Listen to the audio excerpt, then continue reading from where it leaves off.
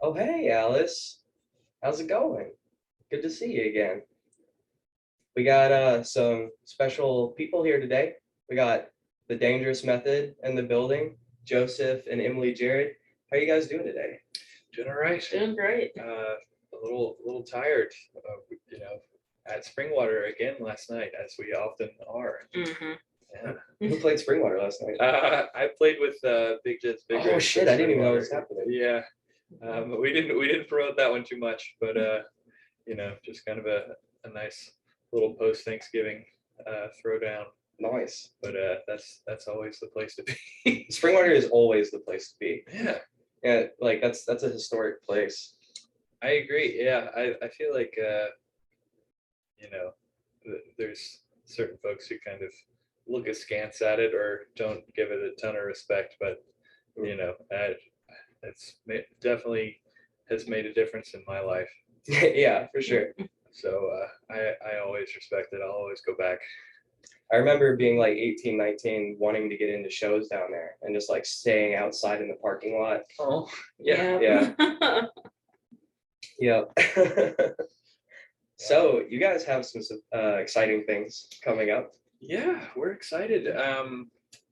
This coming Friday, December 3rd, our second full-length album, which is titled Marriage, is going to be released on all digital platforms.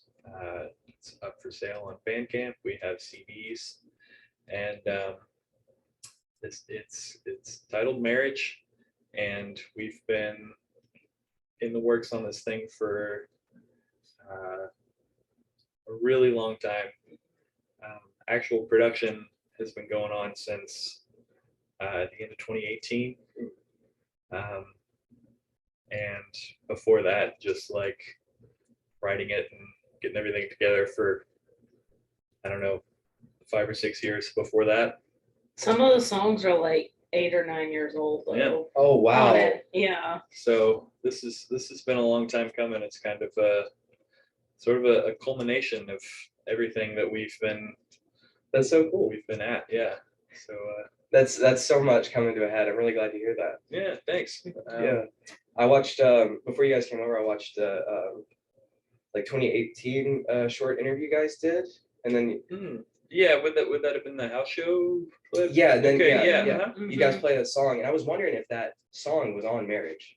It's not. I think we played Indianapolis for Oh yeah. for that show. It's a thing called House Show, which I guess that's the only other time we've been on any kind of web series interview thing like that. But that song's on our previous record, which is called Travels, and a 6-song EP. Right on. The reason I had said that is there was a line in that song I heard. It's like you said you're saving yourself from marriage and you never smoked or something like that. Yeah, yeah. And I was like, oh, maybe that's on Marriage. My bad. Yeah, that's a previous part of the journey there. That's kind of I guess so this will be our third release. The first album we released was in 2016. It's called Cinema Junkie, and that's sort of a bunch of songs about being obsessed with movies and just trying to figure out life in your early to mid 20s, I guess. And then the second release was the Travels EP, which I would say thematically is kind of a prequel to Cinema Junkie. It's sort of more songs written and about like sort of early 20s period, sort of being fresh and venturing out into the world for the first time. So that song Indianapolis sort of mentions, I guess, just the youth and being sheltered and not having a lot of experience yet, and sort of where that comes from. Yeah, it's something I really like about the music you guys make is it's really like down to earth and real. It's Yeah. like it feels like it comes from a very genuine place. Like I was just talking to a friend of mine the other day, like about art, like kind of philosophically, Sure. and it's Mhm. like you have an artist that like something happened and there's like pain there or like something that's needed to be expressed, and like they make some kind of outlet to show you that. Mm. And then you have like, and I mean, I'm really not like speaking down in any way, but then you have like people who see that and want to do that, and like, and there's a difference. You Mm. have like, you have people expressing something, and then you have like, I'm not even like saying it in a negative sense, but you have someone like wanting what that person has, kind of Mm. thing. Mhm. Interesting. Yeah. Mhm. Um, Yeah. And like to make real art, it has to come from that, like you have to speak, like George R. R. Martin is a like huge influence on me. The guy who wrote Song of Ice and Fire. yeah, of course. And like one thing he says to aspiring authors, like his biggest piece of advice is write what you know. Yeah. And he's like, when my teacher told me that, I didn't listen because I wanted to write about spaceships and trolls and goblins. And he said, but once I got older and was actually an author, it's like I understood what she meant. That he's like, I have a lot of like heartache in my life. Yeah. So that's what I write about, and that. Sure. Yeah. Even if you're writing about spaceships and goblins, you can put yourself into that context in a way, even if it's metaphorical. If it's authentic to you. Yeah. Yeah. Yeah. But no, obviously I've always kind of written songs from that personal place, and tried to put some of my experience into it. And a lot of it is very direct and literal, and Yeah. so I feel that for sure. It's kind of it is kind of an outlet for me to put some of the pain and whatever I've been through and struggled with, and it making our music has always kind of worked as a bit of a therapeutic exercise and outlet for me personally, and I hope that kind of comes across, and maybe like people relating to some of the things I'm talking about can help them too. For sure, because you're coming from a real place with it, and like I think you made a post like a few days ago along those similar lines. It's like, like writing for you is a therapy. Like that's how you deal with shit, and I feel that, man. Like I get that. It's like art is not always fun. Right. Art is necessary. Like you have to do it, but it's not always fun. Yeah. No, absolutely. That sparks something I was gonna say. Yeah, I don't know. I feel like being in a rock band, that sort of thing is maybe not always what the audience shows up expecting or wanting to see. So it can be a challenge to kind of bridge that gap. It's like, all right, you might have come here to have a good time and rock out and bob your head and whatever, but we're gonna get into some real stuff, and take that for what you will. But here's a song about how we almost got divorced. Right. Yeah. Well, you guys fucking shred too. Yeah, hopefully that helps get it across. Like, they'll feel the energy and get into the tunes and the music, but maybe if the words like get in somehow, that can also have another kind of effect. Yeah, if you're at the Dangerous Method show or like a Wrong Eagle show, it's like all upbeat, and you're not having a good that time. I think that's a personal thing. I'm just saying. Well, I don't know. Yeah, I'm saying that you don't have to. So I mean, you guys are cinema buffs. Sure. Yeah. Have you seen anything good recently? Oh man, we just a couple nights ago watched the movie Annette, which is a musical directed by the French director Leos Carax, and it stars Adam Driver and Marianne Cotillard. And the music is by the band Sparks. Are you familiar with them at all? Yeah. So they're this kind of cult duo of brothers that go back all the way to the 70s. They're very mysterious. Yeah. Like, I feel like things are not fully known and understood Mhm. about their lives, and they lean into that. And But there's a Yeah. really good documentary about them recently as well. highly recommend it. But they wrote all the music and wrote the story for this kind of it's almost like an opera film, and it's very weird. I don't want to like give the plot away too much about it, but I would recommend folks seek out Annette. It kind of has been tripping me out for the last few days. Yeah. Not knowing quite what to think or feel Kind of like about that, like surrealist avant-garde. it. Yeah, film. absolutely. Yeah. Yeah. Right on. I love Lars von Trier. Yeah, Oh, we yeah. were just might- revisiting some Von Trier recently. Right on. Okay, I'll check that one out. Annette. Annette, Annette. yeah. It's on Amazon Prime if that's something you Yeah. are able to get to. I got a story. I just recently watched that movie Get Out. You guys seen that? Oh, it's so Oh, good, yeah. And I was in a very different state of mind when I watched it, and it got to that scene where he walks in the house and she's ringing the cup and she's like putting him into a trance. You guys know what I'm talking about? Yeah. I was like freaking out when I watched that. Yeah. And she gets to a point where she's like, "Do you smoke around my daughter?" And he's like, he kind of goes, you can see the actor is so good. He goes like, "Are we already?" And then she rings it again and puts him back under.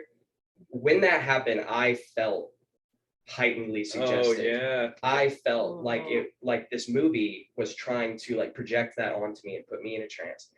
I did not even finish that scene where she like takes him down into that place. When they were just talking about smoking, I hadn't even got to the other stuff yet. When that happened, I turned it off and I was just, I've never been so scared by a movie. Oh my before. gosh. Yeah, that's intense. I watched it again in a different state of mind, and I think I was definitely overreacting. I think I was, I mean, or was I?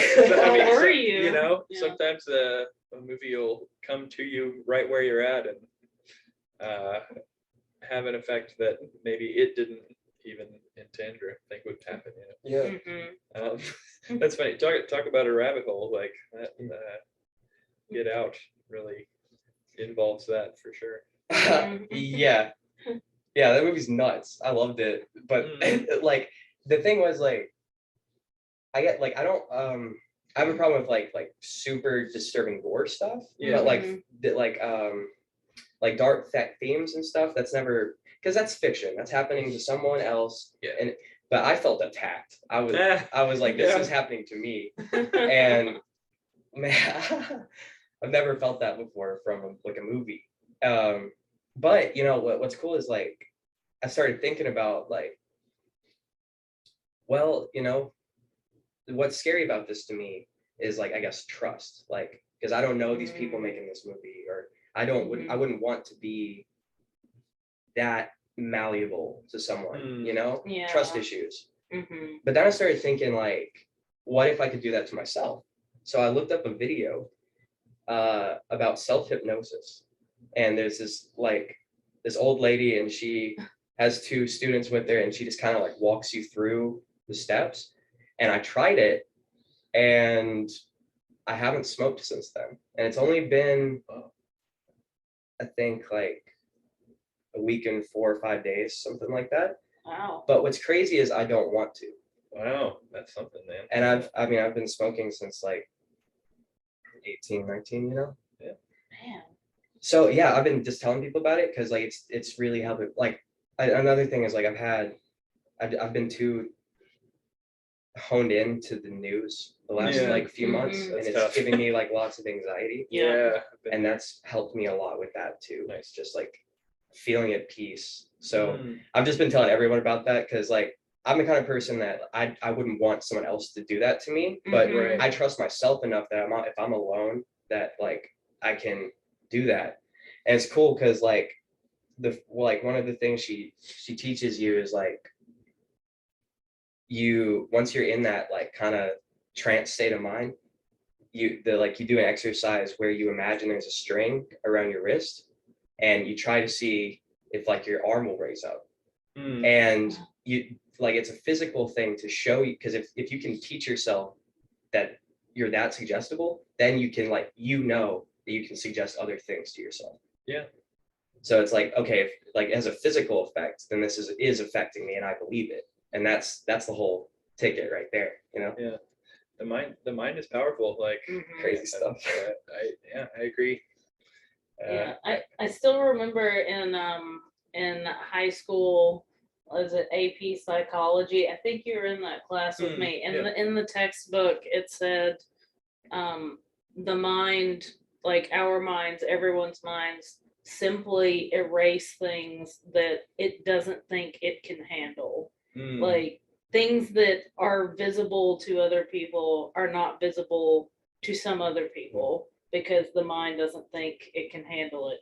And that has messed me up for years now. Like, you just literally don't perceive something. You literally don't perceive it, because your brain picks up on it and just says, nope, this is gonna ruin them, and just gone. Yeah.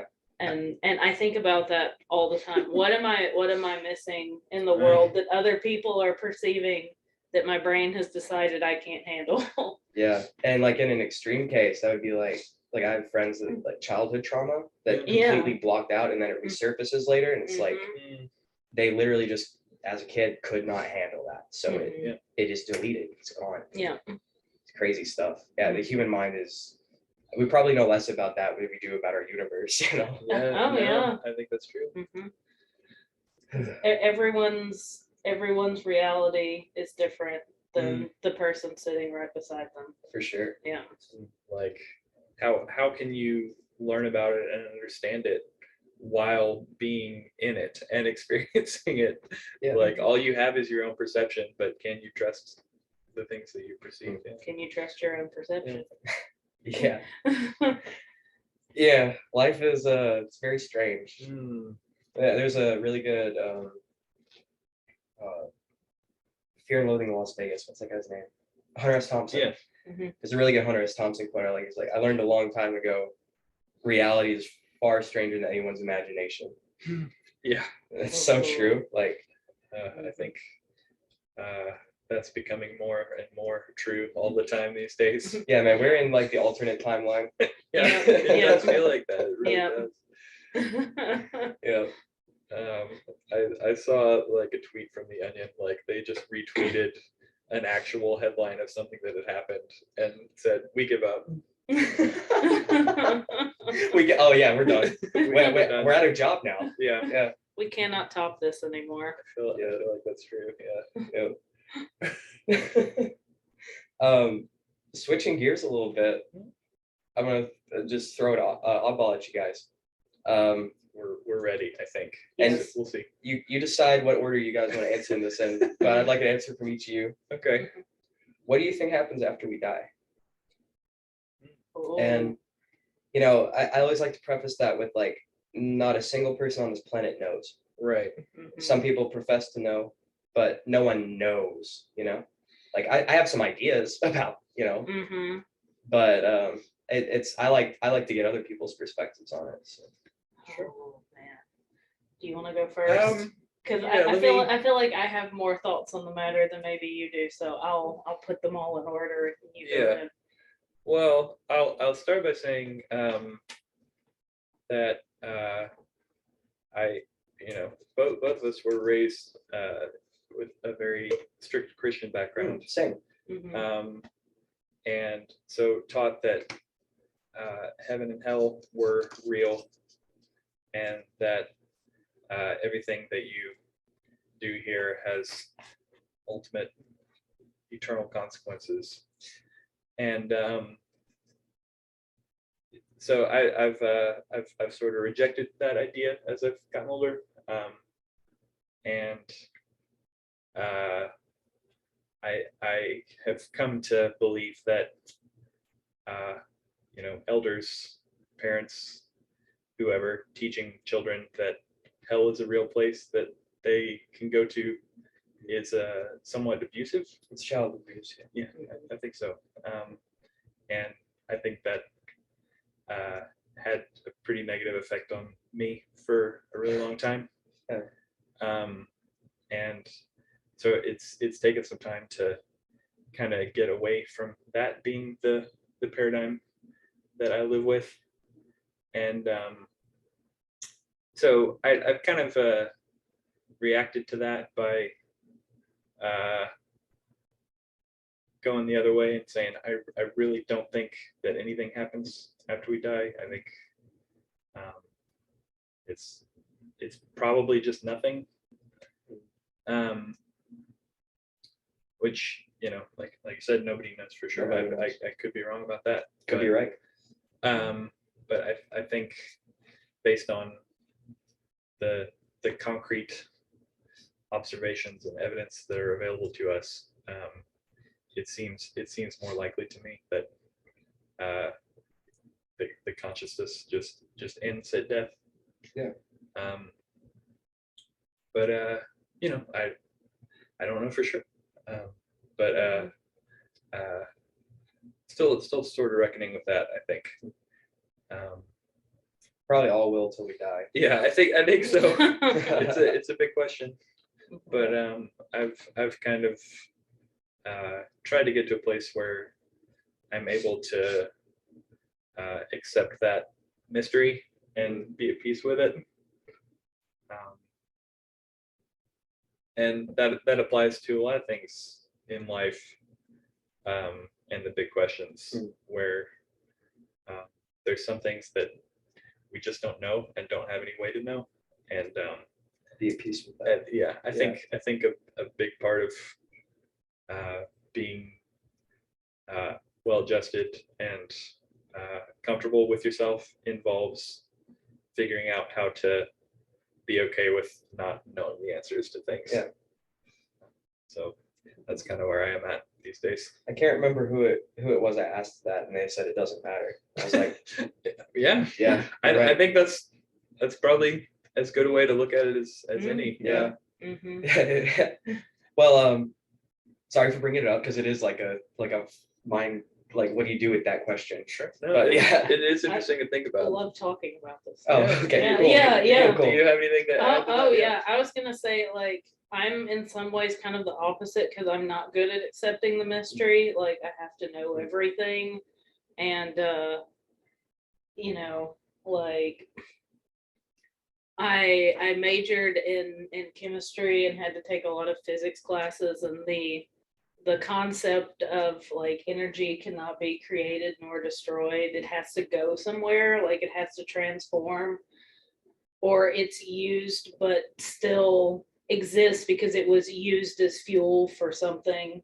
Like I think there has to be something that happens, even if it's something that we're not fully conscious of. Like our energy is expelled into the universe somewhere.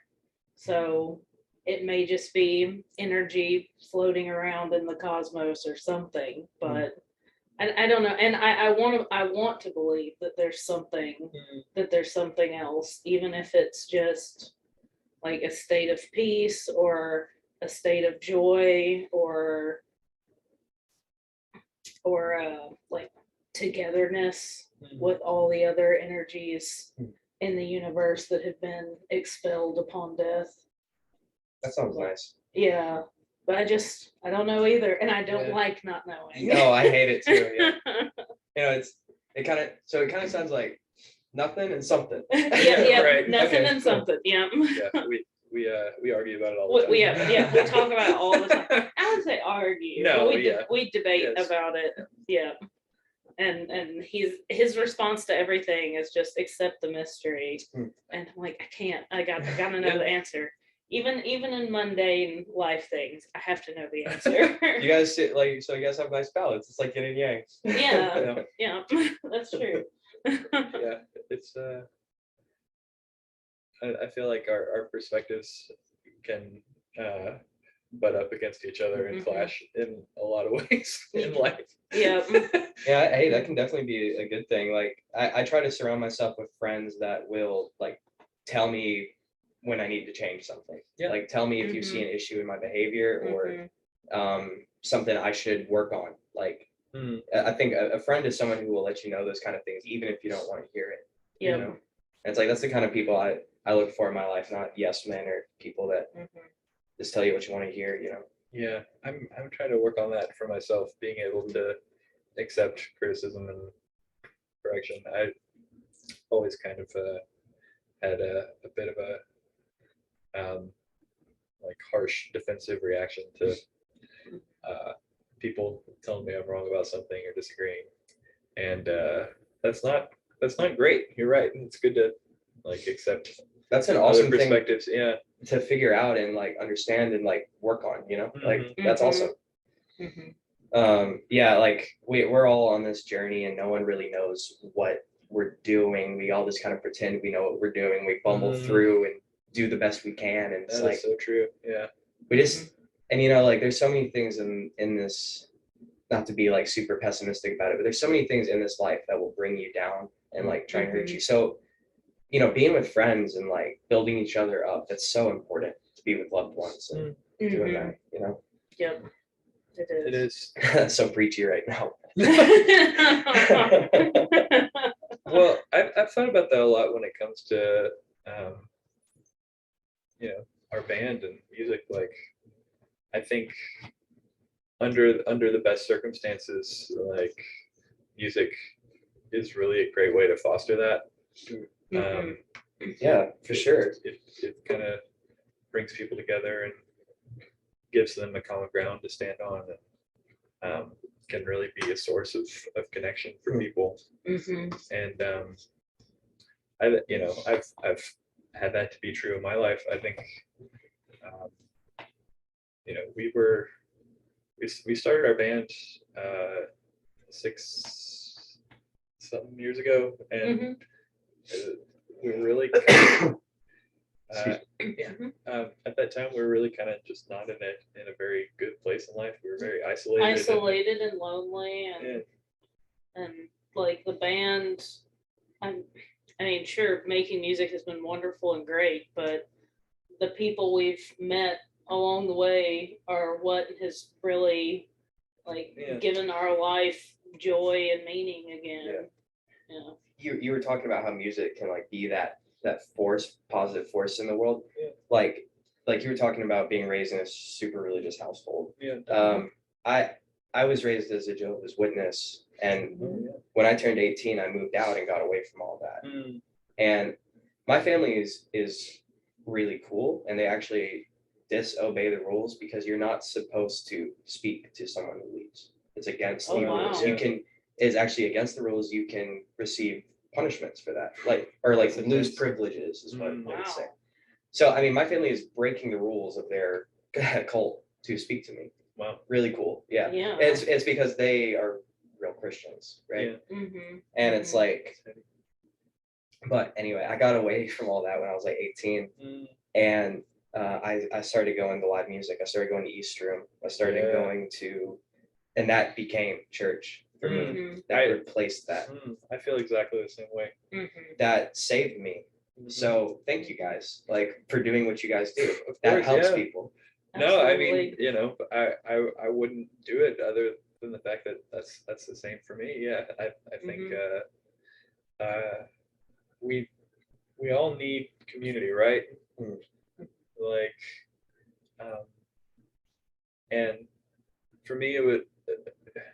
I went through a process of like, you know, being in church for a long time. It's just like that was the community that was sort of prescribed to me and told me that that was the only correct way to be in community with people. This is the only place you'll really be loved and accepted by people, even though we never were. So like, and just being told that that was the only correct place for that, but then not feeling like you belong there. That's really tough. And so kind of like we were saying, taking sort of being lost and not feeling connected to anything for a long time. And then like finding the community of music showed me like, oh, there's other places where that exists, Yeah. but in a way that's for me like more authentic, and more of a choice. Yeah. Right. Like, Yeah. That's right. So yeah, that, I mean, just I as soon as we started a band and just like talking to people who were at shows or other bands we were playing with, I found myself like making genuine connections and like real deep friendships for almost the first time in my entire life. And this didn't start happening to me until like we were in our late 20s already. Yep. After spending a long time just being lost. So it's definitely meant a lot and been important in our lives. If you don't mind me asking, what denomination did you guys grow up? It's Southern Baptist. Yeah. And then started out Church of Nazarene. Okay. And then later on United Methodist. Yeah. Okay. Yeah. My dad was a pastor. Oh wow. And Okay. still is. In fact, yeah. Yeah. You know, hey, like there's a lot of I've learned a lot of great stuff from the Bible, and Sure. like Mhm. I think actually there's a lot I appreciate about the way I was raised. You know. Yep. Yeah. Mhm. Like it, like I think what happens is there's a lot of misunderstanding about what the Bible says because ancient Israelites did not take it literally. Mhm. It's funny. I studied the Bible so much more deeply after I left. Yeah. And, but I think part of the problem is, and I don't, you know, some people really need that, but it just didn't work for me. So I'm not putting my point of view on anybody else. But Yeah. I think there can be an issue when I think it's supposed to be you in this book. It's not supposed to be someone telling you what it says in the sense of like, that's removing your relationship from God and like putting like a toll bridge in the way. And it's like, yeah. And also like, I feel like a Bible scholar, you're reading it and you're figuring out what it means to you instead of like have everyone agreeing on a collective idea of interpretation of what it means. Yeah. So there's religion, there's organized religion, where it's like we all get together and agree about this idea. And it's like, well, what if I don't want to agree with you guys on this? Well, you're out of the club. Right. Okay. Well, see you guys. Yeah. You're out. Yeah. Yeah. But I think it's mostly, I mean, like one of like Jesus's favorite things to talk about is parables. And he's like, you know, people learn better from illustrations. And I think he's trying to tell you like, hey, all this stuff back here earlier, this is illustrations. We're trying to teach you a point. It's like if you go out into the woods unattended, a bear is going to eat you. And it's like, well, that might not literally be true, but you might break your leg out there and no one's going to be able to hear you or something. Or it's like, you know, if you disobey your parents, you get stoned to death. Well, maybe not like, well, first of all, maybe they were actually doing that, but maybe that's also just like a deterrent. It's like, hey, this one time, this one kid got stoned, so you better behave. Sure. Remember that one kid? Yeah. Yeah. Well, you know, it'd be nice if we could figure out how to take the good lessons from it, but I think people do just kind of get stuck. Yeah. Yeah. And there's not all the lessons in there are good is also kind of yeah. Some of them are not good. Yeah. So it's really hard to quantify that. Like, yeah. So I mean, yeah. The net good versus net bad. Pretty much, I agree with Jesus, and I don't agree with Yahweh on anything. Well, anything else? Yeah. They're supposed to be the same, but they contradict each other. It's tough, yeah. Oh, it's the mystery of the Trinity. Yeah. What is it? Yeah, I don't. The mystery. Yeah. then you ask too many questions because you don't like accepting mysteries, Mm. and then people start getting kind of mad at you. Yeah, that's your that path was through my it, problem. Yeah. Yep. So do you guys have any ghost stories or any supernatural experiences that you can't really quantify with logic? Hmm. I feel like I have some. Yeah, please go ahead. Yeah, yeah. I feel like Joe here is very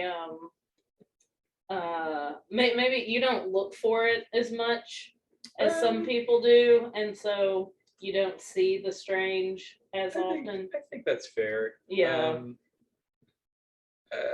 Yeah, I don't think that I've had any experience that I would say is for sure supernatural. Like, if there's something that's unexplained that happens, I kind of go back to what you were talking about earlier, just how the mind is powerful. Mm. And I think people's perceptions can be unreliable. Mhm. Yeah, imagination is super powerful. Right. So I tend to kind of chalk most of those kinds of things up to that, and then not give it too much else thought, really. Yeah. Well, I on the other hand have a very good ghost story. Okay. Yeah. Go Yeah. ahead, Awesome. please. Yeah. No, there's nothing wrong with that Yeah. answer. That's a perfectly great answer. So I was this one happened fairly recently, and it superseded my other favorite ghost story. But I was laying in bed. Joe was asleep, and one of the cats.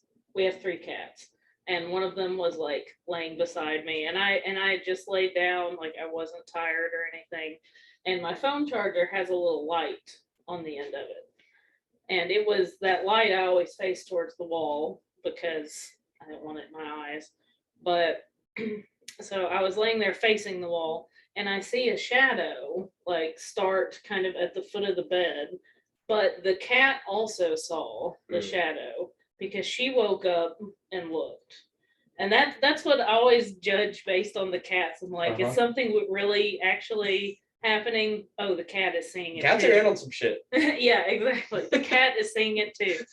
So me and the cat are just like watching the shadow move toward the head of the bed, and her head is just like following it the whole way. And then it kind of like turns the corner, and I feel something touch the top of my head. And I flipped out at this point because something, and like I felt, I'm like, is it another cat up here? And That'd be the most likely. that's explanation, the definitely, most likely because there's 3 of them, and they're weird. That's crazy. And but Sarah, like she watched it move, of whatever it was, move over my head, and so I sat up. I'm like, okay, this has to be one of the other cats. So I got up, I went in the living room, and the other 2 were just sound asleep on the couch. And so I could not sleep the rest of the night. That was like I don't know what did that. What could that Right. be? Something touched me. What was your other story, if you don't mind me asking? Oh, the other story also involves the cats too. Maybe it's just the cat. Yeah, I mean, what I think is, like, if the human mind and imagination are unpredictable and strange, Imagine a cat. imagine the mind of a cat. Like, Yeah. what are they concocting? You're right. Yeah. But see, the problem is the cat and I had the same thought. So with the in bed, something touched me. It's like, yeah. You're being hypnotized by cats. You never know. Yeah, the other one was at our old house, and I was there by myself, and this is when we only had 2 cats. They're very friendly. They've never been mean or anything. And I was sitting on the couch, and I suddenly just looked up at the corner of the room, and the cats were looking at the corner of the room too. I'm like, okay, there's a bug up there. Cats love to look at bugs. Like all 3 of them? Yeah, or well, it's when we only had 2, but Oh, okay. but both of them looked okay. like me, and the 2 cats all looked at the same corner of the room at the same time. And I'm like, okay, it's probably a bug. And I go back to reading. And then I look up again, and the cats are like kind of hiding behind the furniture, but trying to look at it. And I'm like, okay, they're being weird. So I stand up and I walk to the corner and I'm like squinting. I don't see anything. But then they start following something around the room. And one of the cats jumps up on the couch with me and is like growling and backing up and looking at whatever was on the ceiling. And I tried to kind of shove him away because it was scaring me at that point. And he turned around and bit me like hard. Oh wow. Very, very hard. And I said, okay, something's wrong here. And I just went and like drove around until I knew that Joe was going to be home again. Because they were, and I mean, it went on a long time. Like they saw something and they were terrified of it. And I couldn't see what it was. You're on the same wavelength with these cats. You're like tuning into the same things. Yeah. For sure. In sync with cats. I'll take it. Yeah. I mean, that's another one of those things. It's like, who knows, you know? Like Yeah. I have experiences that I would quantify that way, but I also like grain of salt that I might have just had some kind of schizophrenic break or like Yeah. so imagining, you know, like I always try, because I feel like if you don't keep that grain of salt in there, then that's where you're borderlining madness, and like sanity madness is a very tenuous thing. That's a rabbit hole. Yeah. Again, yeah. I mean, like I think it's really good to be a skeptic, you know, like I challenge all these ideas that I have, I challenge, you know. And it's like, I think like people, I mean, like you guys can relate to this because it's a big thing in religion, and it's a huge thing in politics too, where it's like people identify as an idea. It's like, Yeah. I am a Christian, I am a Muslim, I am a Republican, I am a Democrat. You're a human being. And that's the first step in mind control. It's like, no, put you in the pen, you think this way. Yeah. Yeah, that's interesting. I think a lot of people's like internal turmoil or conflict comes from like trying to fit themselves into that category, but then having thoughts and feelings that are outside of the boundaries of that. So I try to not identify as any particular thing. Yeah, man, me either. I think that's what the ideal that like I hold is like my ideal is open-mindedness and my ability to have my mind changed. So that's the ideal that I hold, is like, this is my pillar, is fluidity and like being able to not being stagnant about my beliefs, because I've definitely been there, you know. I agree. It's important to incorporate new information into your life as you receive it, and new thoughts and change opinions. Yeah, that's what a child does, you know. Like they're able to learn so much quicker than we are because they don't have these ideas about what is and what isn't. Right. Yeah. The world is still fresh and new, and like, I feel like that's how we all gotta be. It's like mind of a child kind of thing. Yeah. Right. It's before you're thought policing yourself. Yeah, like you allow yourself to have new thoughts and not feel like shamed or upset by them, but all that gets kind of pushed onto you as you grow. It's also like, I'm not like a science denier or anything. Like, I'm not gonna throw some flat earth shit at you or anything crazy like that. Although someone did come on my podcast and I found out after I talked to him for about an hour that he was a flat earther. wow. That was interesting. But anyway, what was I gonna say? Oh, just like the way I see like the media is manipulated, and like every aspect that I can see is manipulated. It makes me wonder like what we're taught in school, like how valid that stuff is too. Oh yeah. Because I was watching this documentary on this guy. I think it's Dowd. Is that his name? Produced for Cream.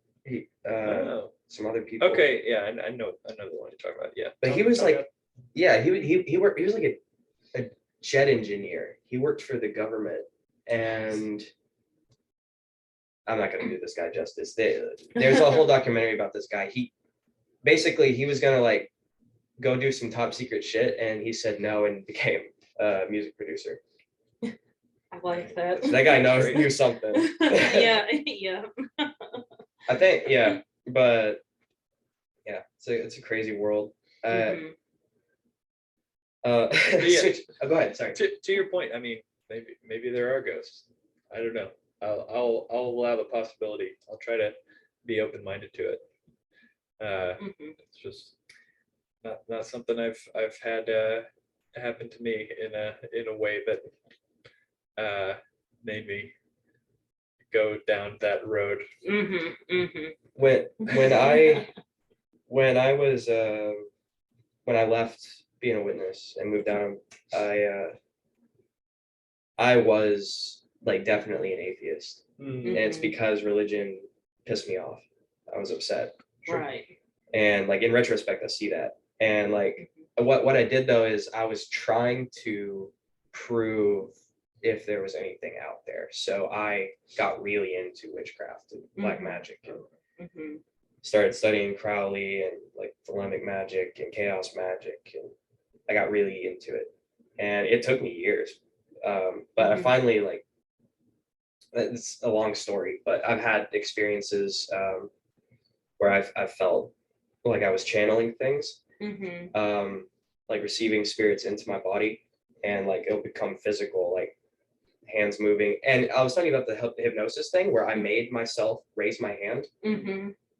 What you're saying about suggestibility and like how powerful the imagination is, that could be it also. yeah, sure. Like I'm Mhm. interacting with these spirits, but I also am in a trance that, I'm very malleable here, and I've got a wild imagination. So Yeah.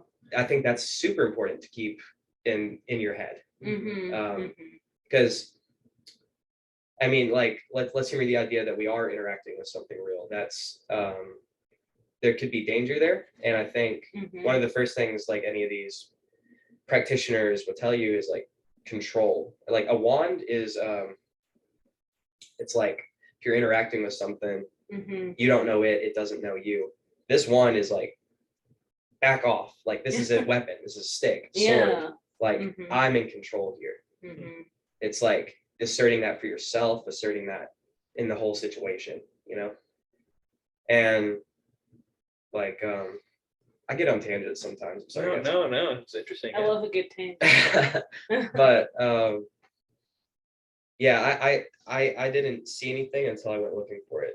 And that being said, I have not seen like an apparition. I've never seen, I actually still don't believe, despite everything else I've seen, I do not believe in poltergeist activity. I don't think you can break physics. I do not think a spirit can pick this up and levitate it. Yeah. I have plenty of friends and people that have no reason to lie, that have experienced things like that. Yeah. But I have never seen that. And I just can't until I'm not counting it out as a possibility, but for now, I don't believe in that. Sure. Yeah. And a huge component in why I think that way is every single time, without exception, that I've interacted with the spirit, they're excited to be talking to you because you have something they want. Mm. You have a vessel and they don't. Mhm.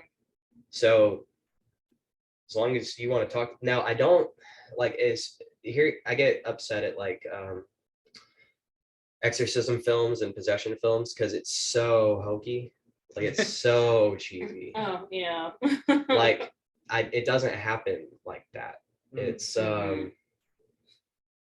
first of all, it requires effort on my part to keep that connection. So I don't think it can like linger and stay with me. Interesting. Yeah. Like against your will, I don't think so. sort of thing. Yeah. At least not in my experience, which, you were talking earlier about how this world is different for everybody. So what works for me and how things work for me, that might be different for someone else. I know my truth and like what's happened with me. It's like, yeah, who knows what's going on. I just know that I would love to see a ghost. Like, I want to see one. It would scare me to death, but I just want to see one just once. No, if they're out there, if an apparition, a visible one is out there, I'll take a peek. Show you guys something real quick. Yeah, sure. Nice. Curiosity. The curiosity. Yeah. I live for it. This is an invoking board. Ooh. Oh wow. Alice. Not peer pressure, but if you guys ever are interested in that, that's something I could like show you guys. Right Not on. right now. No, I know. That would just take over the whole podcast. Actually, me and Michael did that. one Yeah. time. Really? Oh, that's cool. Yeah, we closed out with that. It was Nice. we didn't really get anywhere. It was just kind of gibberish. Mm-hmm. These so like substances that would increase your suggestibility and like put you in that like malleable state of mind obviously helps with this kind of stuff. I have had success with it, just sober, not drinking or smoking or anything, but like obviously the more out of it you are, and like what I've noticed is that kind of stuff opens you up to like makes you open-minded, and since it's like you don't see things as rigid, and that definitely like cracked my egg on it, where it was like I'm able to like believe this for a second, because the first time I did it, I did not think it was real. I did it as like for shits and giggles Right. and I was with the girl I was seeing at the time, and when it started moving, I think probably her initial thought too is like, okay, something's going on here. And we didn't have trust issues like that, but like the alternative is so much more insane. Right. That you're like, well, it has to be that. Yeah. This person must be lying to me because this Yeah, can't of be course. moving Yeah. on its own. Yeah. So I call something like this training wheels, because it's like what happens is just humor that they are doing it, and that's fine. You can think that. And what happens is after a while you start realizing that that's what's being said is not coming from them. It couldn't be. And then it's like, okay, once that's happened, you have that realization, your whole mindset's now like a switch, you know?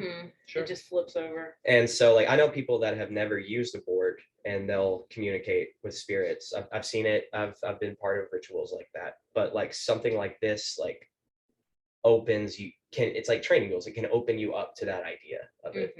And I just want to show you guys that. That's very cool. I like that it has a cat on it. I know. course, His name is Prince. And sometimes he says it like Prince, like royalty. And sometimes he says it like Paw Prince. Oh. Yeah.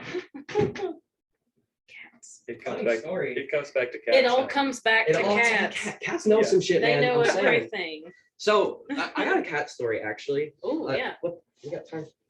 Yeah, we got time. All right. If you guys got time. We We're good, yeah, yeah. absolutely. Yeah, quick cat story. I'll try to make it quick. I was like a few years ago, I was trying to like get into like lucid dreaming, because I've never really done that. So like, or I hadn't at the time. And I wanted to see if I could like control my dreams, because I never have control in my dreams. I'm like just along for the ride, you know? And I was reading this book that like kind of helps you do it, because they're like practices you can do, like keeping a journal and stuff will help you lucid dream. And one of the things the book was telling me was to like pick a focus, like try to make something appear in your dream. And I chose a black cat. Well, I didn't make a black cat appear, but I did lucid dream. I walked into a 2-story house, and for some reason I'm going up the stairs and I hear something behind this door. I open the door and there's like an eyes wide shut cult orgy party happening. Oh, that's always a good one. Yeah. And someone sees me open the door, everyone stops and looks at me, and then someone starts chasing me with a shotgun. Oh my gosh. And I'm like, I run outside. And of course, like I like an idiot, I run like into this enclosed picket fence area where I'm screwed. And the dude like turns and like points the gun at me, and I'm like, okay, well, I'm gonna die now. And then I'm like, oh wait, I'm dreaming. Yeah. And then I'm like, oh shit. So then I just like force pushed him. He just like went flying. And then I was like, okay, well, I'm dreaming. This is awesome. So I like started flying, and I remember seeing like leaves like rustling and hearing the wind rush by me. It was so realistic. Like I was generating this reality for myself. Yeah. And we do that every night, but I was like aware of it. Yeah, it was blowing my mind. Mm-hmm. And so I didn't make a black cat show up in my dream, but the next day, a stray cat wandered up to our house in reality. And it was a black cat. And I had been, me and my girlfriend at the time had been working on an art project where I had built a giant cross. Mhm. It was very sacrilegious, very blasphemous. I built an 8-foot giant cross, and she climbed on it. It was like a female Christ kind of Oh, thing. nice. Love it. Yeah. But yeah, so I built this cross, and then I got like post hole digger, and I like dug this like 4 or 5 feet down, you know? Mhm. So actually the cross was bigger than 8 feet. It was 8 feet above the ground. So Oh it my was huge. gosh. Wow. Yeah.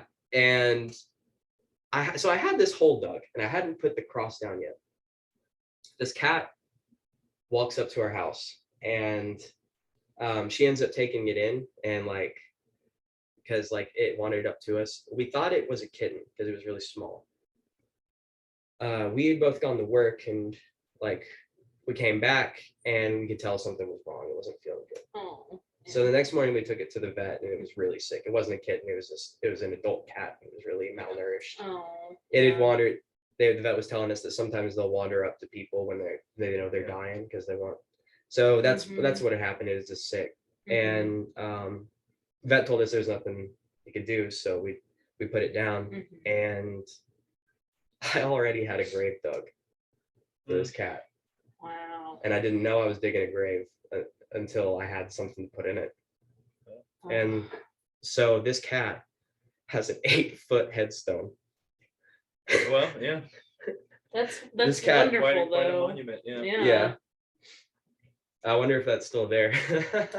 It'd be funny if they dug it up. Yeah. It was Columbia. Yeah. I used to live in Columbia, and that's Oh wow. yeah. I imagine they probably didn't leave that giant cross up in their backyard. I mean, you never know. Maybe Maybe right, they right liked people it. moved in might have enjoyed having that there, Yeah. not yeah. knowing the intent behind it. Right. At least. They lift it up and see the cat, like, oh god. Oh boy. Sometimes we don't know what we're preparing for ourselves Hmm. until something shows up and we can look back and be like, oh, that's what that was. That's what that Yeah. felt like. Yeah. Yeah. Yeah. And what do you make of that? Do you see like some other worldly force kind of guiding those circumstances, or is that just something that happened? That's a really good question. I don't know. And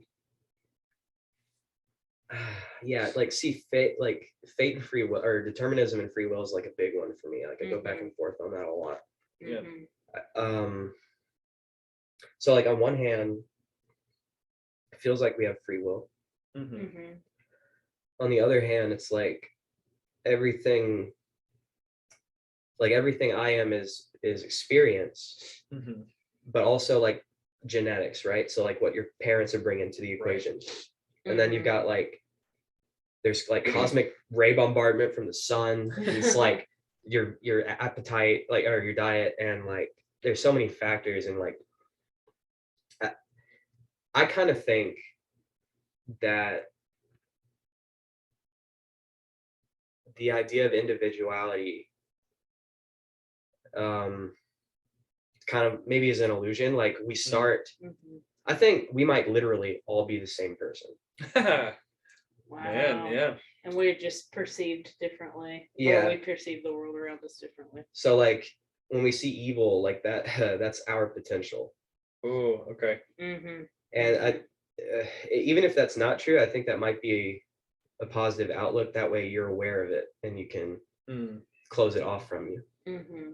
Because I mean, if maybe we could even do like carelessly let evil happen, like not Right. intentionally, you know, if you're not vigilant about it. Mm-hmm. I think maybe that's most of it, right? Yeah.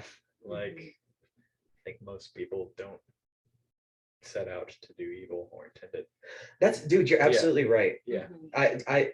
Yeah, most people have good intentions. Mhm. They're just Mhm. misguided. Right. Right. I think that's true. I've kind of I've had similar thoughts along those lines of free will and whether it actually exists. I think there is a lot going into the equation that we don't have any control over, absolutely. And I've kind of try to get to a place where like lack of judgment is the goal, both for myself and others, because there is a lot that we can't control. And I think a good idea that's linked to that for me is I don't think necessarily that there is such a thing as good or bad people. I think actions can be good or bad. I think you're absolutely right. And every one of us has the potential for either. Yeah. I completely agree. And like, to call someone evil, it's like, I mean, I think that's a lack of empathy. It's like, because there are circumstances that led them to those decisions. Evil is out of circumstance. It's, like, maybe like we also, maybe there is like a pure evil and we're just like removed enough from it that we don't understand it. I don't know. And some people are closer to it than others, perhaps. Yeah. It's like, look at Ted Bundy, for instance. Pure evil, but could he really help what he did? I mean, I'm not giving Ted Bundy a pass here. Do not misunderstand. No, yeah, I get what you're saying. But he was still channeling evil, whether he meant to or not, and had to be removed from society to prevent further harm. But and the flip side of that, of course, is like maybe we shouldn't be so quick to congratulate ourselves or pat ourselves on the back for being good. Like there's a lot beyond our control that guides us to those choices or actions as well. That I always think about Sufjan Stevens' song about John Wayne Gacy. Yeah. Because near the end of the song, he says, "I'm really just like him," and that always, like, the first time I heard that, I don't know, it kind of made me mad. I'm like, I'm not like John Wayne Gacy. What are you talking about? But as I've gotten older, I'm like, oh, I have the potential to be horrible. It's it's an uncomfortable thought. Understanding that, but it's also like like we're talking about, it's important maybe for people to understand that you could be that if you're not careful. Maybe we get at our ideas, it's like, oh, I'm a good person, I do good things, like you said. Maybe don't pat ourselves on the back for that. It's like not screwing over the world is like the minimum you could do. Like, don't give yourself a reward. Not being a serial killer, it's the least you can do. And like at any time you could make that turn and act differently. Like it happens all the time. It happens. It happens. So. Like something can happen to a person completely. We've all seen it.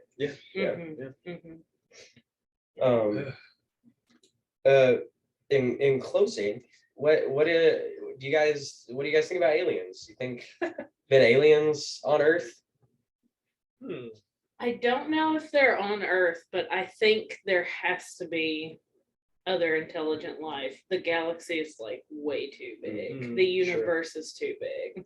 Like, they're out there. The truth is out there. I think pretty much everyone agrees about there has got to be. I was watching this documentary on YouTube that was like, it's called the Museum of Alien Life. And it was talking about, like, if we discovered other life, like they put it into two categories of carbon-based life and non-carbon-based life. And it was like, so here are ideas about what we might run into under different circumstances. And in that, they were talking about there's over 1 billion potential life having planets in our galaxy. And that's like mind-boggling. That's so big. Oh yeah. It's like, I feel like there's got to be at least something else in the universe. I guess more of the question is, do you guys think they've been here, interacted with humanity? Have in they any way? made it here?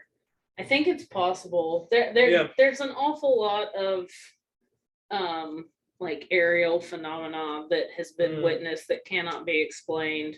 That, I mean, sure, it could be military, top secret military technology, and some of it has proven to be that. Yeah. But is it all? Yeah.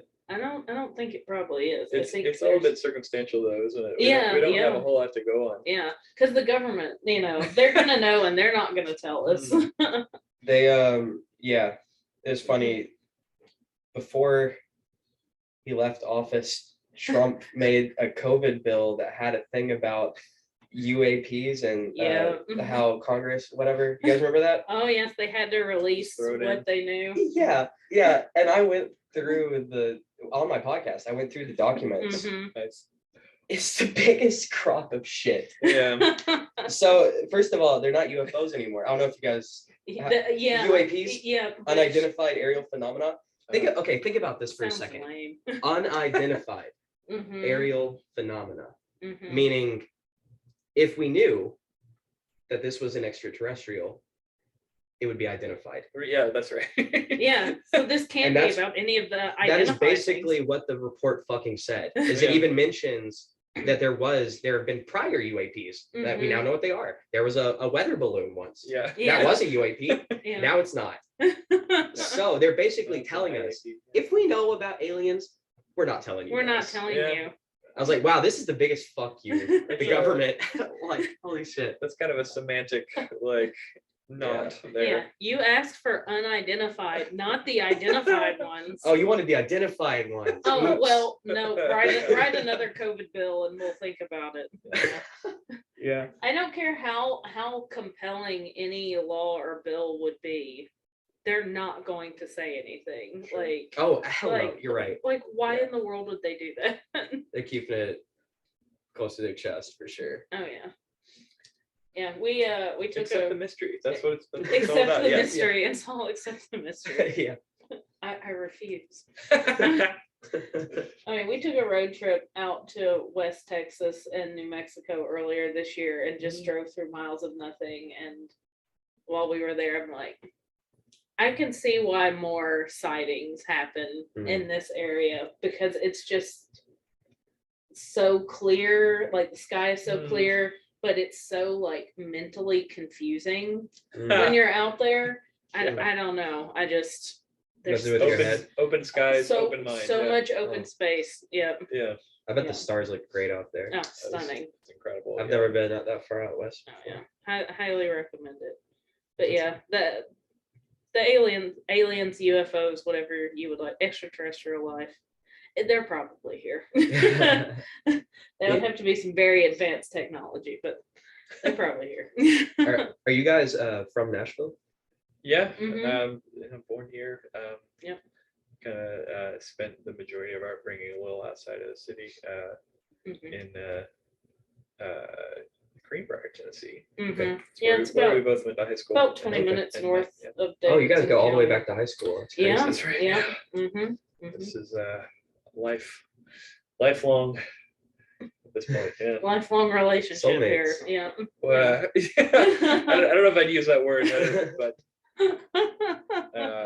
it's still a choice every day, you know. Yeah, a choice every day. That's a good way to look at it. Mhm. And that's what the new album's about too. Yeah. So. Oh, looking forward to that. Yeah. Yeah. Mhm.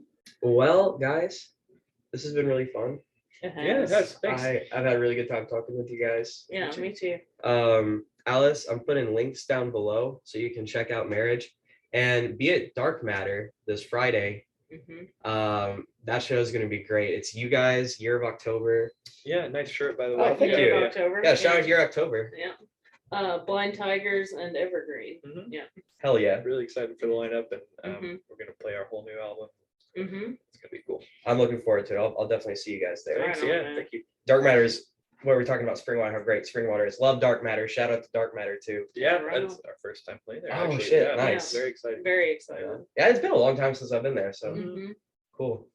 Well, don't be sleeping on Dangerous Method. New album out. Whenever that's up, there will be a link down here. So check that out, Alice. Streaming Spotify. All the Mhm. all the All places. the places. Yeah. Places.